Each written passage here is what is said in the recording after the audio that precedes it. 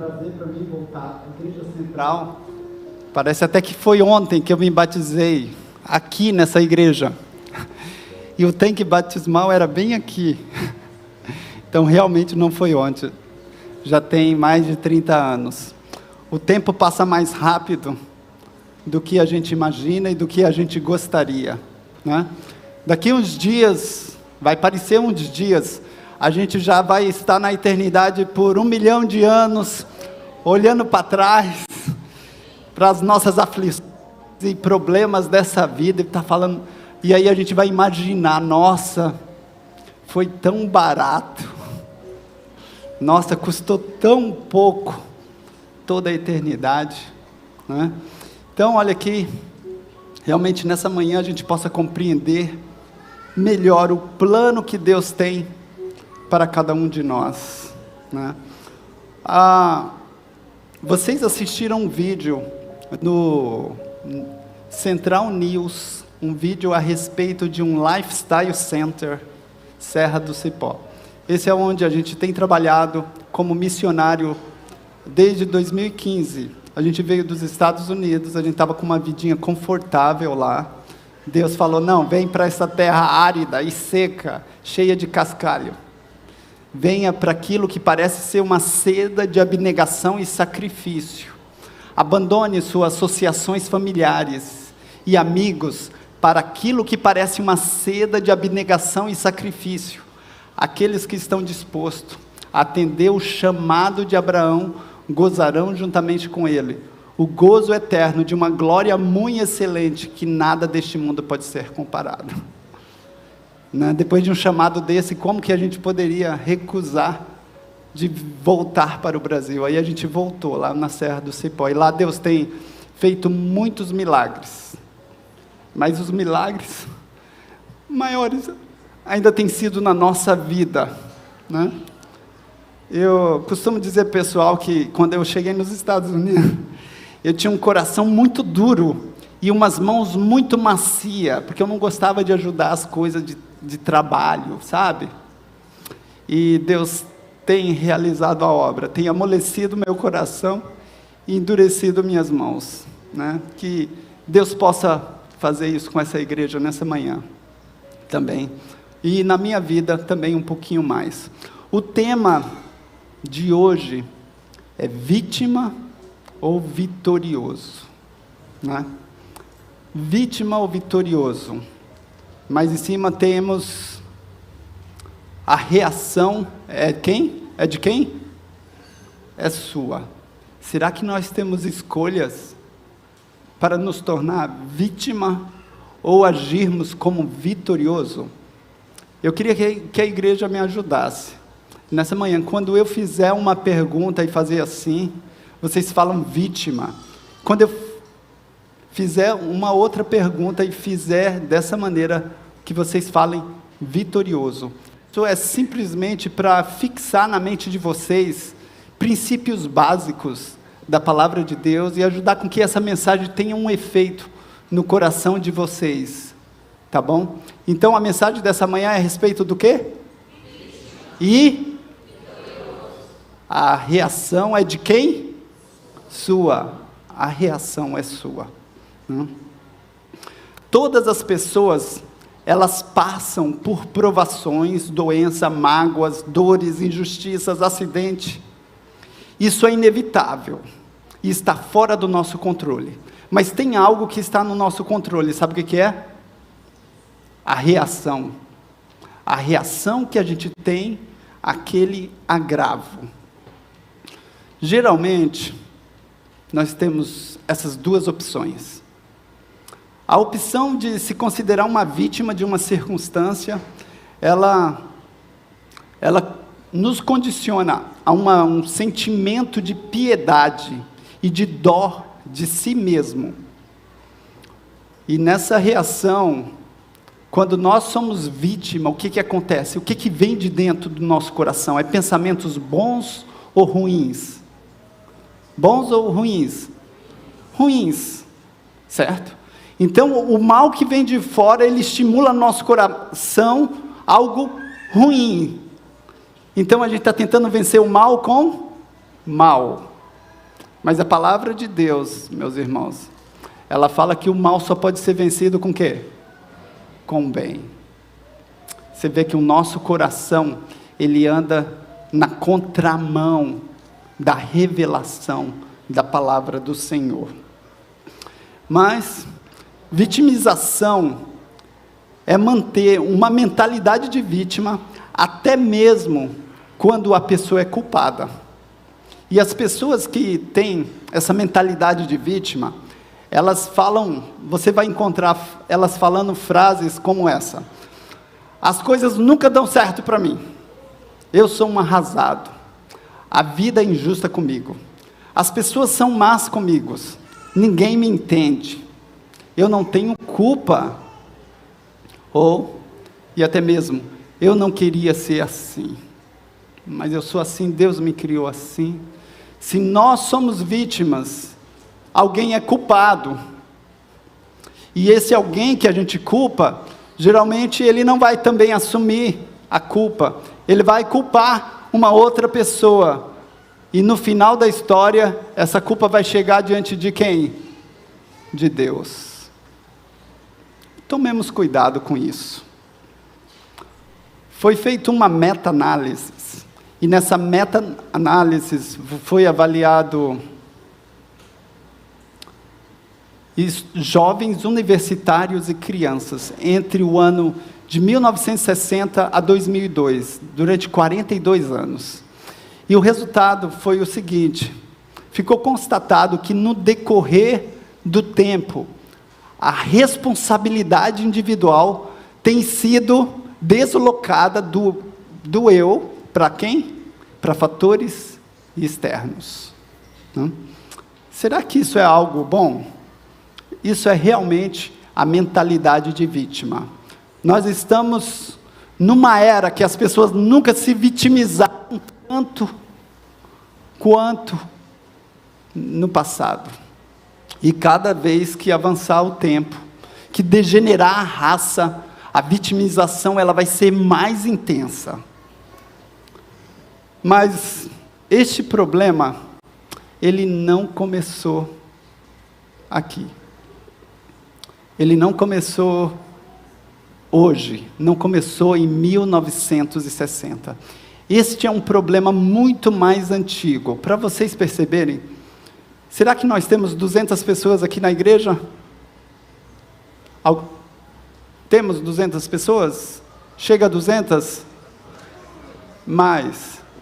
Mas umas 300, seria 300? Umas 300 pessoas. Vamos supor, olha, diante aqui de 300 pessoas, eu chamasse o irmão João. Cadê o irmão João? Tem um irmão João nessa igreja? Tem um irmão João?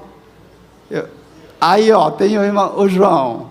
Então, vamos supor que diante de todas essas pessoas, eu chamasse o João para receber uma semana de vida saudável, tudo de graça, lá na Serra do Cipó, lá no Lifestyle. O que vocês acham? Ele ia se sentir especial? Você ia se sentir especial? Com certeza. Agora, João, vamos supor que não são 300 pessoas, mas 300 mil pessoas que tem aqui. E diante dessas 300 mil pessoas, eu ainda chamo, sabe quem? O João. Você vai se sentir mais especial ainda? Com certeza, né? Ele ainda vai se sentir mais especial. Mas, então vamos supor que não é 3 pessoas, mas 300 milhões. 300 milhões de pessoas. E eu ainda chamo, sabe quem? O João. Nossa, com certeza.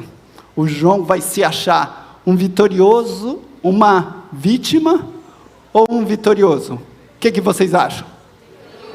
Um vitorioso. Pois é, irmãos. É exatamente isso. Existia um óvulo. Existia em torno de 200 a 400 milhões de espermatozoides indo atrás desse óvulo para fecundá-lo. Sabe qual espermatozoide chegou lá e fecundou o óvulo? Você. Você. O João, a Maria, o Fernando, o José, a Josefa, né? Cada um de vocês. Vocês ainda se acham vítimas, irmãos? Quem advogou a sua causa antes mesmo de você nascer? Deus, né? E você acha que Ele parou de advogar? Você tem um chamado na vida. Deus tem um chamado, Ele tem um propósito para cada um de vocês. Mas, me diga uma coisa, isso tem esse chamado especial, aí o óvulo, ele se nida no útero, a mãe carrega esse feto por 9 meses, aí a mãe entra no trabalho de parto. Eu acredito que vocês sabem o que é trabalho de parto. É algo muito doloroso, é algo intenso, e que não acaba logo. E que vem uma dor, acha que vai passar, e ela passa um pouquinho, aí vem mais forte. É algo realmente quase que desumano. Mas depois, quando o feto, ele passa pelo canal do parto, e ele passa causando muita dor para a mãe, muita dor. E logo que nós temos nessa circunstância do trabalho de parto, a gente tem 2 pessoas, a mãe e o filho. Quem que é a vítima? Quem que é a vítima? A mãe, certo? Não é a mãe que vai sofrer toda essa dor? Certo, mas o feto, tadinho, ele vai ter o desconforto de sair, de se espremer para sair no canal do parto. Mas o feto, ele está ganhando a vida. O que é um desconfortozinho de se espremer? Agora a mãe, ela é uma real vítima. Só que quem que nasce esperneando e chorando, se comportando como vítima? É o próprio bebê. Ele não tem consciência. Mas, independente de não ter consciência, ele já se comporta como vítima. E aí, nesse momento que o bebê se comporta como vítima, a mãe, ela se comporta como o quê? Vitoriosa. Ela esquece de si mesma, esquece da sua dor. Ela assume a responsabilidade e começa a buscar o interesse daquele que se vitimizou. Guarde isso, porque essa experiência ocorre conosco diariamente. Quem carregou o castigo que nos traz a paz estava sobre quem? Sobre Jesus. Então, as maiores aflições que nós somos convidados a carregar nessa terra, não passa de um desconforto, sim, de se espremer nessa vida. Porque o preço foi cravado na cruz do Calvário. Ele é a verdadeira vítima, e não nós. Então, mas vamos para Gênesis, vamos ver, porque essa história é uma história que tem se prolongado por milhares de anos. Vamos tentar entendê-lo melhor. Gênesis capítulo 3,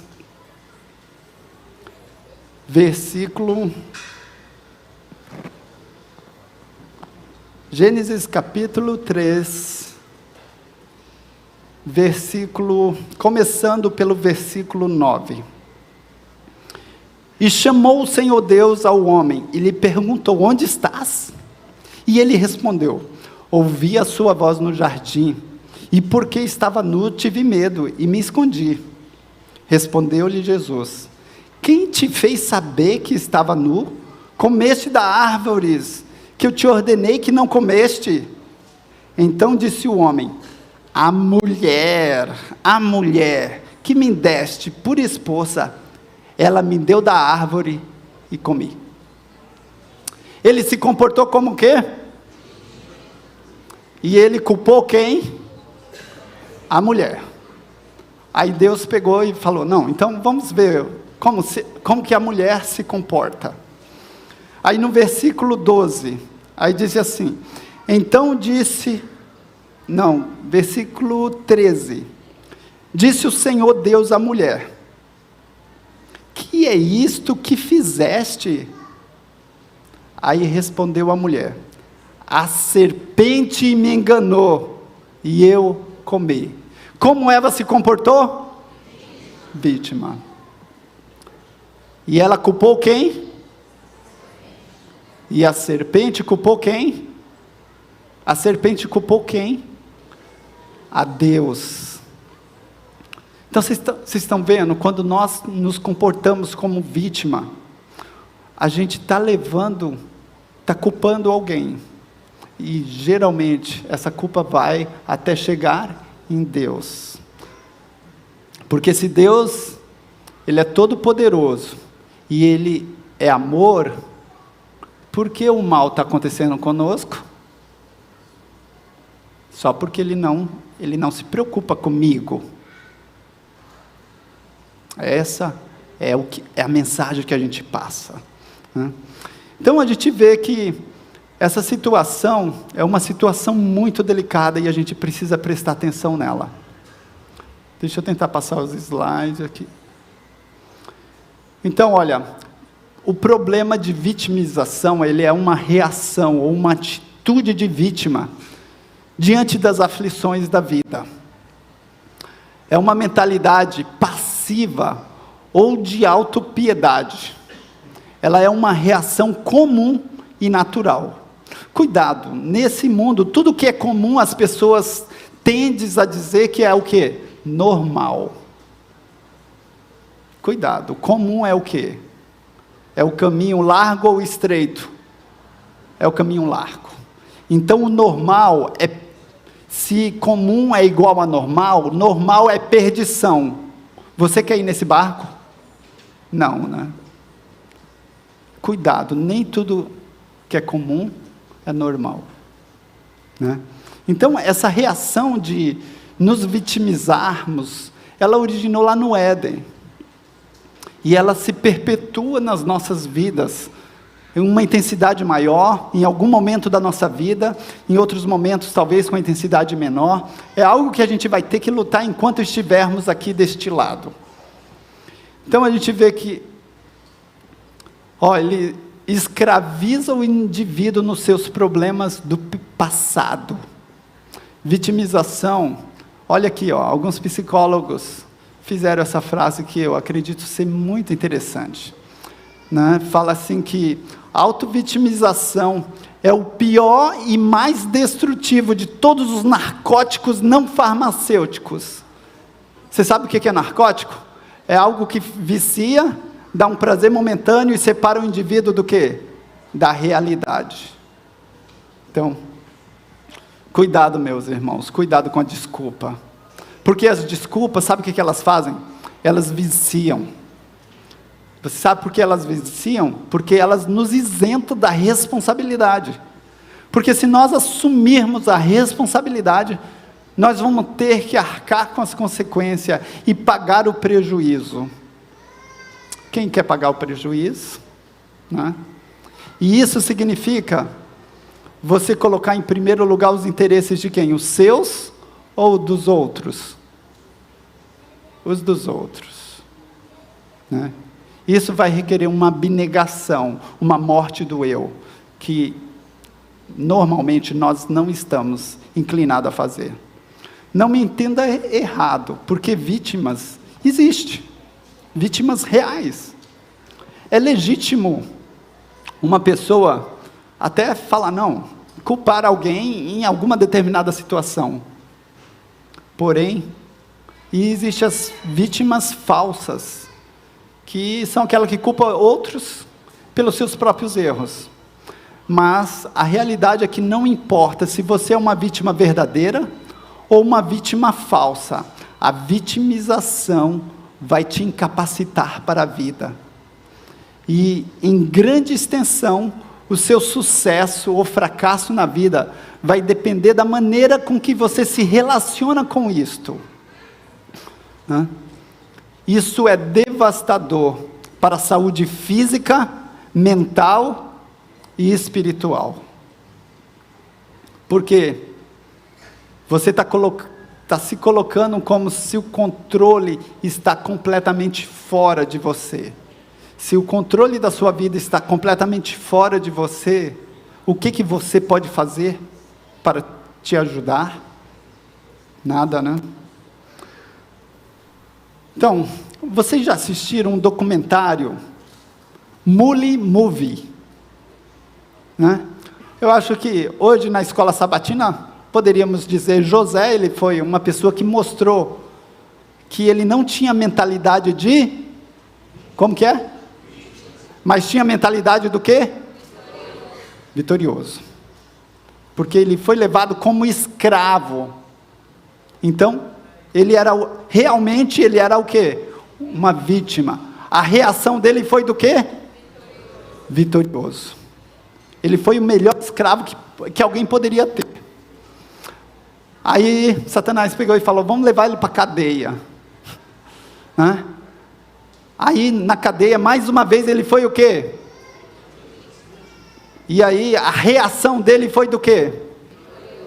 Ele foi o melhor preso que se poderia existir. Né? É difícil isso. Na realidade, não é difícil, é impossível a gente fazer isso por nós mesmos. A gente precisa de Deus para ser liberto desse nosso eu, dessa nossa auto-vitimização. Esse homem, Charles Muli, ele nasceu no Quênia. Quando ele tinha 6 anos de idade, 6 anos, ele chegou em casa, todo mundo tinha saído da casa, tinha abandonado, ninguém tinha avisado a ele, ele ficou lá. Ele era o quê? Só que ele teve a atitude do quê? Vitorioso. Ele pegou, falou, já que eu não vou ficar aqui sem fazer nada, chorando, deixa eu ir ver se alguém me acolhe. E aí ele foi na casa de um tio dele. Quando ele chegou na casa do tio dele, o tio dele falou, não, vai embora, moleque, eu não vou te cuidar de você, não. Ele, mais uma vez, foi o quê? Mas ele resolveu ser o quê? E aí, ele se tornou um mendigo. Por 10 anos, ele batia nas portas das pessoas, pedindo comida, pedindo emprego, pedindo alguma coisa. Mais uma vez, ele era o quê? Vítima. Mas ele resolveu ser o quê? Até que depois de 10 anos, ele batendo nas portas, alguém abriu a porta para ele, e deu emprego para ele. E no emprego, mandava ele fazer de tudo, ele era tipo um escravo no emprego. Mais uma vez, ele estava sendo o quê? Mas ele reagiu como? Vitorioso. Ele aprendeu a trabalhar. Ele era jovem, trabalhador, e sabia o que fazia. Homem, o mundo reconhece. Aqui para nós, um jovem trabalhador, inteligente, o mundo reconhece e o mundo vai fazer dessa pessoa próspera. Ele se tornou próspero, se tornou um empresário, milionário. Teve 8 filhos, estava assim na carreira. Aí um dia, o carro dele foi roubado. Mais uma vez ele foi o quê? Mas ele escolheu ser o quê? Aí ele pegou e falou, quem roubou esse carro foram delinquentes, foram jovens que moram na rua e que não tiveram a oportunidade que eu tive de trabalho. Aí ele pegou e falou, não, a partir de hoje eu não trabalho mais por dinheiro, eu vou simplesmente dedicar minha vida para cuidar desses órfãos. E aí ele começou a levar órfãos, ia na rua, pegava as crianças abandonadas e colocava na casa dele. Colocava no mesmo quarto que os filhos dele. Você acha que os filhos deles gostaram dessa ideia? Não. Estava tendo muita desavença entre os filhos dele e os órfãos que ele estava colocando na casa dele. Aí ele pegou os filhos dele e mandou tudo para o internato. E ficou cuidando dos órfãos. Isso gerou até uma rebeldia no coração dos filhos dele. A princípio. Mas olha o que aconteceu. O dinheiro dele acabou. Acabou todo, ele cuidando desses órfãos, na casa dele, fazendo uma extensão da casa, aumentando a casa. Até que quando o dinheiro acabou, ele trouxe os filhos do internato de volta para casa. E aí, diante da crise, dos problemas financeiros, agora eles dependiam de doação, os filhos acabaram abraçando a causa. E hoje em dia, os filhos todos trabalham nessa fundação. Hoje eles devem ter quase 3.000 órfãos, eles estão cuidando hoje. Na história dessa organização que ele fez, eles já cuidaram de 23.000 crianças órfãos. Tudo porque um homem decidiu ser o quê? Ele não se vitimizou diante das aflições dessa vida. Porque ele sabia que a nossa leve e momentânea aflição está operando para nós o quê? Um gozo eterno, de uma glória muito excelente. O que temos nós de reclamar dessas aflições? Olha para Jesus, diante da cruz, do sofrimento de Jesus, deveria se calar cada palavra de murmuração. Mas os jovens americanos e os jovens brasileiros, eles acreditam cada vez mais que as suas vidas estão sendo controladas por fatores externos a eles mesmos. Logo, eles isentam as suas decisões, as suas más escolhas, do que isso tenha contribuído para a sua situação.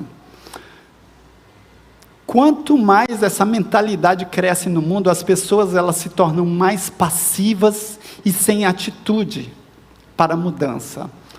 Eu tenho uma amiga que ela estava fazendo trabalho missionário no Maranhão, em uma comunidade muito pobre. Aí naquela comunidade pobre, ela chegou na casa de uma senhora e falou: nossa, você tem um quintal aqui, você poderia fazer uma horta, crescer tudo. A mulher falou: não dá nada aqui. Como não dá nada? É só plantar, aqui chove bastante, a terra é fértil. Não dá nada. Afinal de contas, ela recebia Bolsa Família, não? Então que motivação ela tinha para trabalhar? Porque a sociedade considerou ela como uma vítima social, e a sociedade está bancando, então isso isenta as pessoas do esforço individual. E é isso que prende as pessoas nessa mentalidade. É o medo de mudança e fracasso, é a simpatia que a sociedade tem, e as pessoas também acabam recebendo mais atenção por isso. Agora, as consequências dessa mentalidade. A consequência é uma reafirmação de que eu não posso me ajudar, que eu sempre vou ser fruto do meio. É o desenvolvimento de um padrão de comportamento que culpa os fatores externos pela sua própria miséria. E naquele americano mesmo, ele nos fala que a autovitimização, ele provoca um baixo desempenho acadêmico, desamparo, gerenciamento ineficaz do estresse, diminuição do autocontrole, do domínio próprio, da temperança, a ansiedade, depressão, aumento da delinquência juvenil, sedentarismo, vício, drogas e crimes. Nossa! Olha, quantos de nós já estivemos desse lado, nos vitimizando? Eu posso confessar para vocês que eu sou culpado deste pecado. Eu já me vitimizei quando eu bati no carro de uma outra pessoa, e eu era vítima. Eu já me vitimizei quebrando o 5º mandamento, desrespeitando meus pais. Eu já me vitimizei quando eu perdi o emprego, né? Até que um dia, diante de Deus, em oração, depois de ter feito uma retrospectiva da minha vida, e ter visto que as grandes desilusões e aflições da minha vida, eu que tinha trazido sobre mim mesmo. Foi nesse momento. Eu estava em Lesotho, na África do Sul.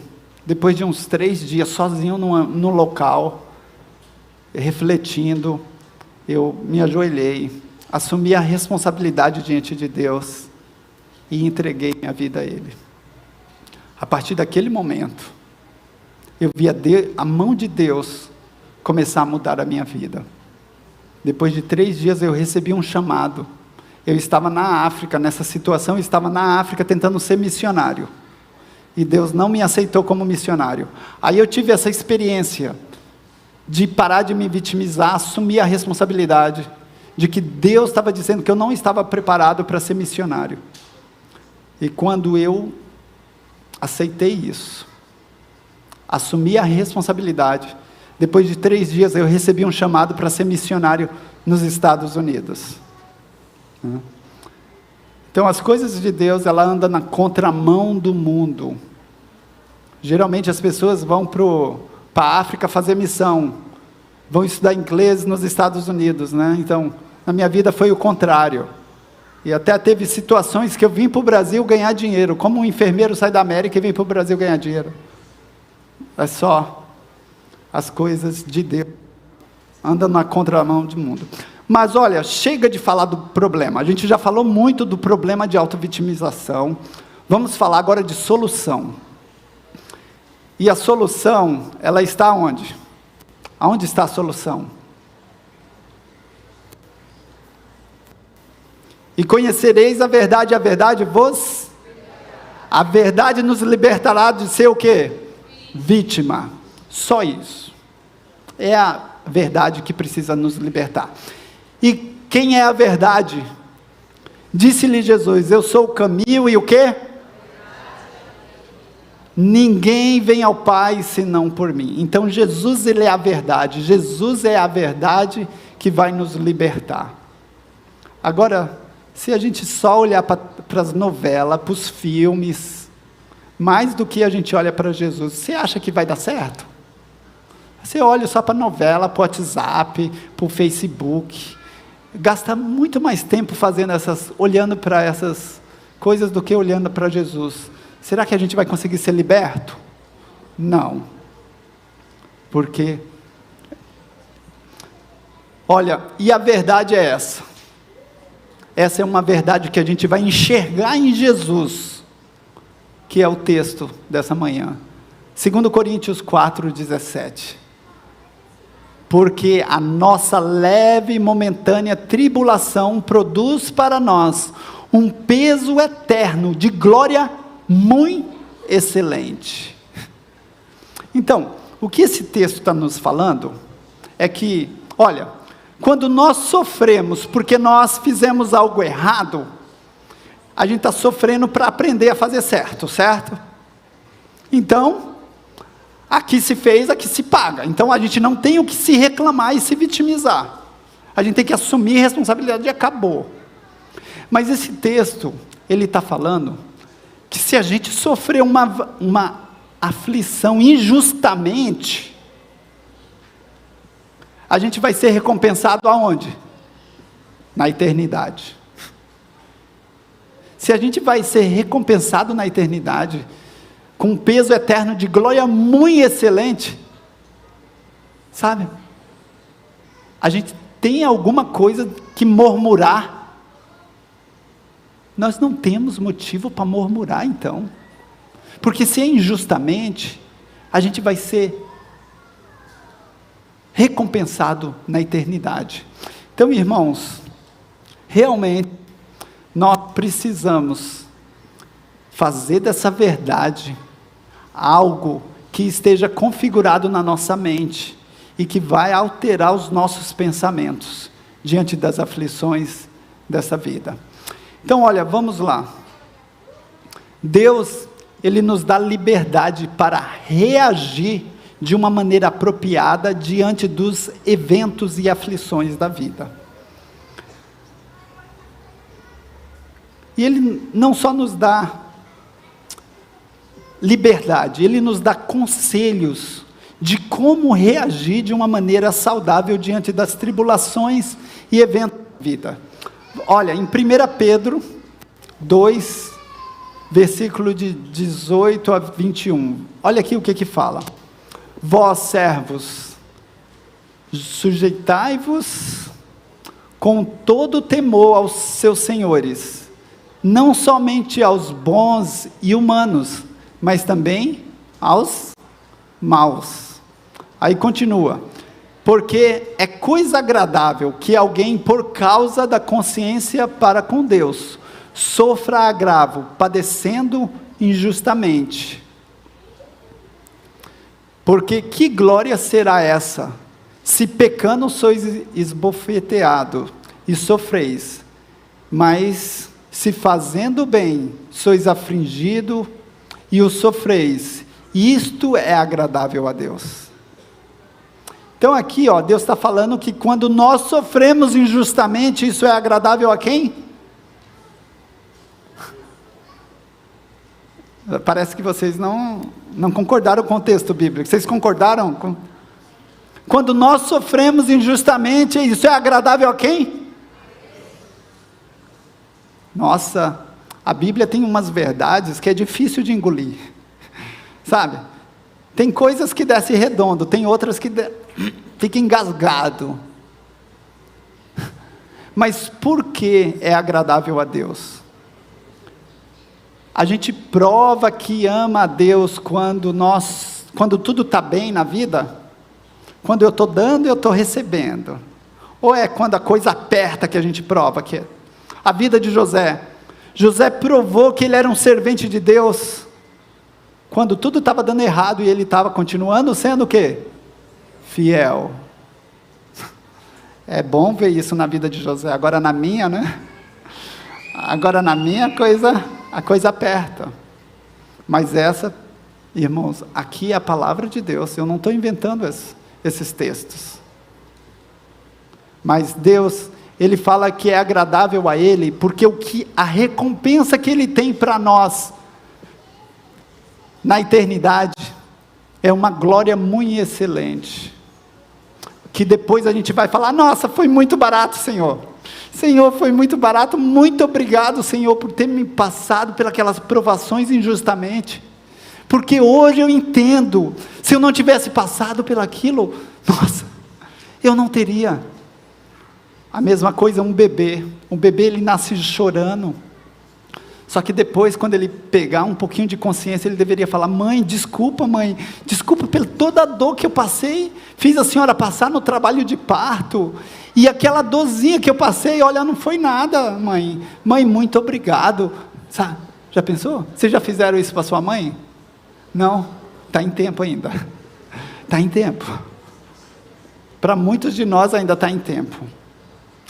Então olha, vamos ver a dor que nós causamos ao nosso. E aqui, deixa eu só avançar um pouquinho aqui. Em Isaías 53, versículo 3 e 4. Vamos ver a dor que nós causamos ao nosso Deus. Isaías 53, verso 3 e 4. Era desprezado e mais rejeitado entre os homens, homem de dores, e que sabe o que é padecer, e como um que os homens escondem o seu rosto, era desprezado, e dele não fizemos casos. Verso 4, certamente ele tomou sobre si as nossas enfermidades e as nossas dores, levou sobre si, e nós o reputávamos por aflito, ferido de Deus e oprimido. Mas ele foi transpassado pelas nossas transgressões e moído pelas nossas iniquidades. O castigo que nos traz a paz estava sobre ele, e pelas suas pisaduras somos o quê? Então aqui está falando que o remédio para nós sairmos da vitimização são as pisaduras de Jesus.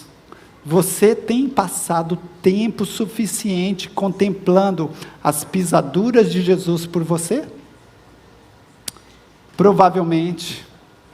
Quando nós nos vitimizamos, é porque a gente não tem passado, não tem enxergado o que Deus fez por nós.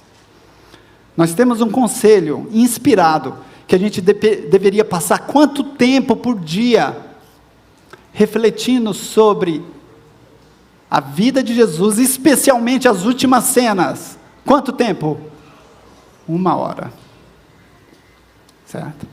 Eu tenho certeza, isso é uma necessidade espiritual. A gente até pensa, há muito tempo, 1 hora. E isso é uma necessidade espiritual. Quanto tempo a gente gasta cuidando das nossas necessidades físicas? Pelo menos 8 horas. Um trabalho. Quando a gente trabalha e pega dinheiro, é para cuidar de necessidade física.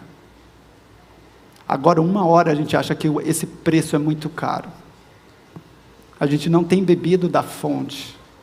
Se a gente não tem bebido da fonte, realmente satisfaz, é por isso que nós vitimizando em situações que nós deveríamos ter uma atitude de vitorioso. Se você é uma vítima verdadeira, você não está sozinha. Se você está sofrendo injustamente, você não está sozinha. Você está na companhia de quem? De Jesus. Se você está na companhia de Jesus, você precisa ter a mesma vitória de Jesus, né? Agora vamos ver qual que foi a vitória de Jesus. João 16:33 fala: tenho-vos dito isso, Jesus falando, para que em mim tenhas paz. Vocês estão procurando ter paz nas aflições? Essa paz, ela só pode ser obtida em quem? Em Jesus. No mundo tereis aflições, mas tende bons ânimo, porque eu venci o mundo. Jesus, ele passou injustamente por muitas aflições, e ele venceu, e ele quer oferecer essa vitória para quem? Para mim, para nós hoje. A gente tem aqui, em 1 João 5:4 fala: porque todo o que é nascido de Deus vence o mundo, e esta é a vitória que vence o mundo, é o quê? A nossa fé. Mas eu estou na igreja há 20 anos, e ainda continuo uma vítima, então, isso não tem. Que fé nós estamos exercendo?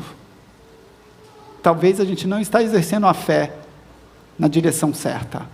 Então, olha, vamos ver aqui, em Apocalipse 14:12, nos fala o seguinte: aqui está a paciência dos santos, aqui está os que guardam o mandamento de Deus, e têm a fé de Jesus.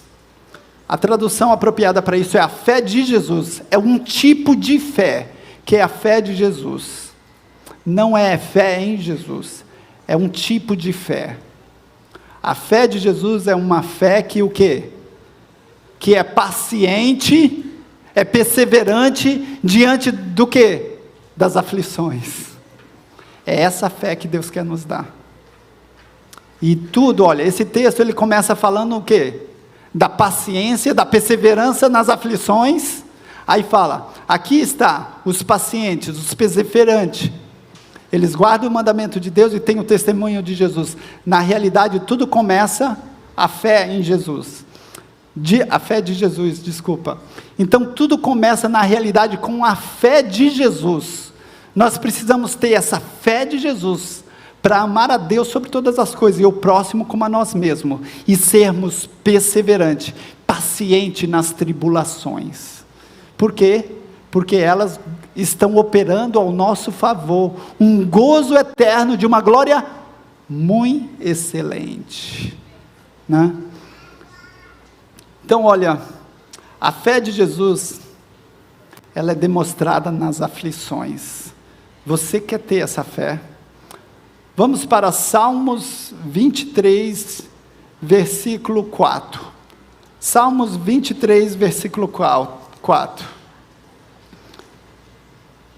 Nos fala assim: ainda que eu ande pelo vale da sombra da morte, não temerei mal algum, porque tu estás comigo, o teu bordão e o teu cajado me consolam. Sabe o que o pastor faz com o bordão e o cajado? Às vezes ele tem que disciplinar a ovelha, ele tem que puxar pelo pescoço. Você acha que não dói? Tem que puxar a ovelha pelo pescoço para colocar no caminho. E aqui o texto está nos falando que o quê? Que o teu bordão e o teu cajado me consola. A gente deveria se sentir consolado com as aflições, porque Deus corrige todos quanto amam. Existe motivo para a gente murmurar diante das aflições? Se até as aflições é Deus nos chamando para o caminho certo, falando, meu filho, esse é o caminho, andai por ele. Cristo, ele mudou da perspectiva de vítima para vencedor. E por que ele conseguiu? Porque Jesus conseguiu mudar da perspectiva de vítima para vencedor? Porque ele tinha fé no Pai. Era uma fé tão grande que ele falou, ele sendo Deus, ele abriu mão do quê? Da sua vontade, para que a vontade de Deus fosse feita. Agora, muitas das nossas aflições, sabe por que elas ocorrem? Porque a gente não quer abrir mão da nossa vontade. A gente não quer abrir mão daquilo que a gente sabe que é certo, daquilo que a gente quer. E aí o nosso eu fica ali, travando toda a situação. A fé de Jesus fez com que Jesus assumisse a responsabilidade pelos nossos pecados. E Jesus, ele se comportou da seguinte maneira, ele falou, tá bom, já que vocês se consideram todos vítimas, certo? Adão se considerou vítima, Eva se considerou vítima, o Isaac se considera vítima, todos nós, tudo bem, deixa assim, mesmo vocês se considerando vítima, eu assumo a culpa de vocês, que vocês não querem se assumir, e eu vou me descer como uma ovelha, e vou morrer, vou me entregar, para que um dia, se vocês mudarem de opinião, vocês tenham a oportunidade de serem salvos. Jesus, olha aqui, Jesus,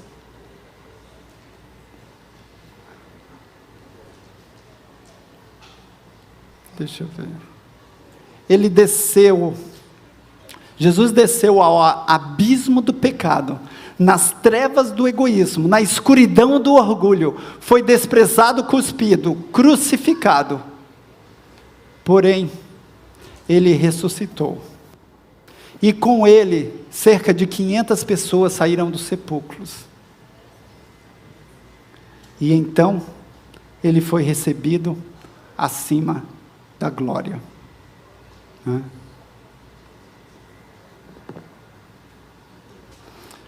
E quando Jesus se entregou, ele demonstrou a sua fé, e a fé de Jesus é uma fé que não busca os seus próprios interesses, ela não se irrita, uma fé que não se irrita, uau irmãos, é uma fé que não se ressente do mal, não se ressente do mal que ela sofre.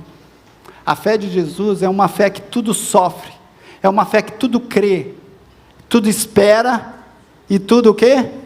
Suporta. Irmãos, realmente nós precisamos dessa fé, mas essa fé, ela vai ser coroada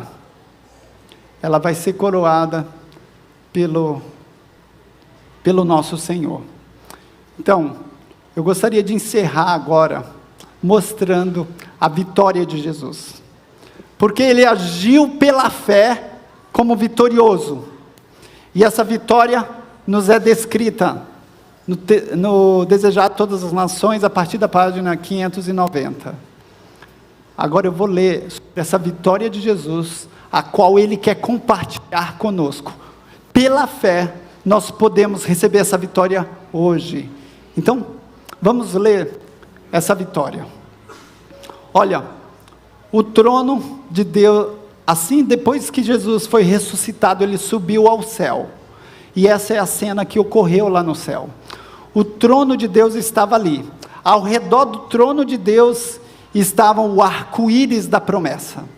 E ali estavam os querubins e os serafins. Ali estavam os governantes da hostes celestiais. Ali estavam os filhos de Deus e os representantes dos outros mundos não caídos. Esses quatro, eles representam um conselho celestial. Imaginou? Deus é todo poderoso, Ele é criador, Ele é o único, mas mesmo assim Ele faz um conselho. Ele chama as suas criaturas para arrazoar. Você está vendo como Deus é um Deus tão grandioso, tão amoroso? Ele poderia ditar tudo e acabou, mas Ele não faz. Ele quer que nós participemos. Então, esse foi diante desse conselho celeste que Lúcifer havia acusado a Deus e ao Pai.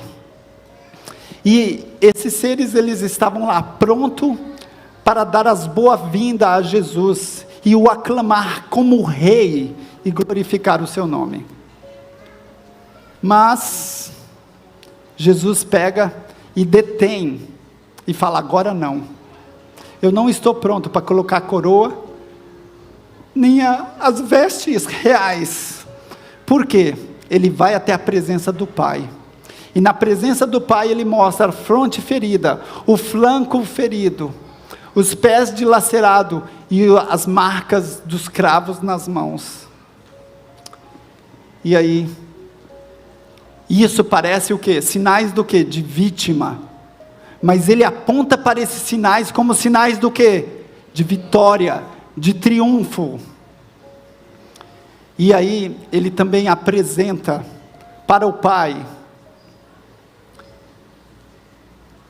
Ele apresenta para o Pai os representantes, aquelas pessoas que ressuscitaram junto com ele, como representante da grande multidão que vai ser ressuscitado na segunda vinda de Jesus. E ele clama ao Pai: está consumado, fiz, ó meu Deus, a tua vontade, concluí a obra da redenção. Aí ele fala: se a tua justiça está satisfeita, quero que onde eu estiver, também eles estejam comigo. Aí então, ouve-se a voz do Pai, ouve-se a voz de Deus aclamando que a justiça está satisfeita, Satanás foi vencido, os filhos de Cristo, que lutam e se afadigam aqui nessa terra, são agradáveis ao amado. Perante os anjos celestiais, os representantes do mundo não caído, são declarados justificados. Onde ele ali estará a sua igreja. A misericórdia e a verdade se encontraram, a justiça e a paz se beijaram. Os braços do Pai circundam o Filho, e é dada a ordem para que todos os anjos o adorem. Com inexprimível alegria, governadores, principados e potestades reconhecem a supremacia do príncipe da vida. A hoste dos anjos prostra-se diante dele, ao passo que enche toda a corte celestial com uma alegre aclamação: digno é o Cordeiro que foi morto de receber o poder, a riqueza, a sabedoria, a força, a honra, a glória, as de graças. Hinos de triunfo misturam-se com música e harpas angelicais, de uma maneira que o céu parece transbordar de júbilo e louvor. O amor venceu. achou-se a ovelha perdida. O céu ressoa com muitas vozes de aclamação ao que está sentado sobre o trono e ao Cordeiro. Sejam dadas graças, honra, glória, louvor, poder para todo o sempre. Mas não é só isso, irmãos. Em Apocalipse, eu acho que eu não tenho aqui. Apocalipse 3, verso 21. Jesus fala que ao que vencer, darei que se sente junto comigo no meu trono, assim como eu venci e estou assentado com o meu Pai no seu trono. Irmãos, essa leve e momentânea aflição desta vida, ela está operando para nós um gozo eterno, de glória muito excelente. E só tem uma coisa que vai nos fazer se agarrar a essa verdade: é a fé de Jesus. Se vocês estão cansados de ser vítima, e se nessa manhã vocês querem ser vitoriosos, chega, Senhor, a decisão é sua, mas o poder é de Deus. E o poder de Deus a gente busca, sabe como? Em oração. Então eu gostaria de convidá-lo a vir aqui na frente, a gente se ajoelhar e a gente clamar esse poder de Deus. Aqueles que acham que já foram vítimas o suficiente nessa vida, chegou a hora de vocês terem uma atitude diferente, se tornarem vitoriosos. Eu gostaria de convidá-los aqui à frente.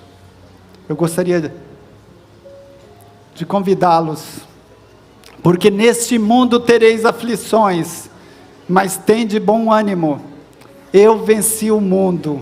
E é essa vitória que Jesus ele quer nos dar nessa manhã. É essa vitória da gente começar a reagir de uma maneira diferente do que a gente tem feito. A gente precisa do poder de Deus para assumir a responsabilidade e arcar com as consequências das aflições que vêm sobre nós. E esse poder, ele só vem de Deus, né? E é esse Deus que nós precisamos buscá-lo, não simplesmente aqui agora, mas precisamos buscar cada manhã, pelo menos o quê? 1 hora, refletindo sobre a vitória que Ele quer compartilhar com cada um de nós. Convido a igreja a se prostrar diante do Senhor. Vamos buscar em oração. Ao eu concluir a oração, eu gostaria de pedir para a igreja continuar de joelho, e aí nós vamos cantar o hino, ainda de joelhos, o hino Vaso Novo, para que Deus possa quebrar essa nossa vida, e nos fazer um novo ser, no Espírito, e na graça do nosso Senhor Jesus. Oremos. Nosso maravilhoso Pai, graças te damos, porque indigno, pecadores como somos, o Senhor mesmo assim, enviaste o seu Filho amado. Muito obrigado, porque o Senhor não nos trata como merecemos, mas como precisamos, porque a sua graça superabunda onde abundou o pecado, onde abundou a tristeza, o sofrimento e a dor. Ó bondoso Pai, só sabemos que tem uma coisa que tem nos separado de Ti, é que temos buscado em primeiro lugar os nossos interesses, não os do Senhor, é que não temos seguido os conselhos que o Senhor tem orientado. Ó bondoso Pai, o poder de escolha, o poder da vontade o Senhor deu ao homem, e a ele compete exercê-lo, só que a nossa vontade está inclinada para o mal. Rogamos que o Senhor santifica-nos, que o Senhor nos eleve a uma atmosfera pura e santa, onde as ricas correntes do seu amor possam fluir por nossa alma. Tenha misericórdia do seu povo, ó Pai, reaviva-nos, e faça-nos vaso novo, vasos de honra, para que um dia possamos estar assentados no seu trono, compartilhando da sua vitória e clamando para todo o universo: digno é o Cordeiro que foi morto desde a fundação do mundo.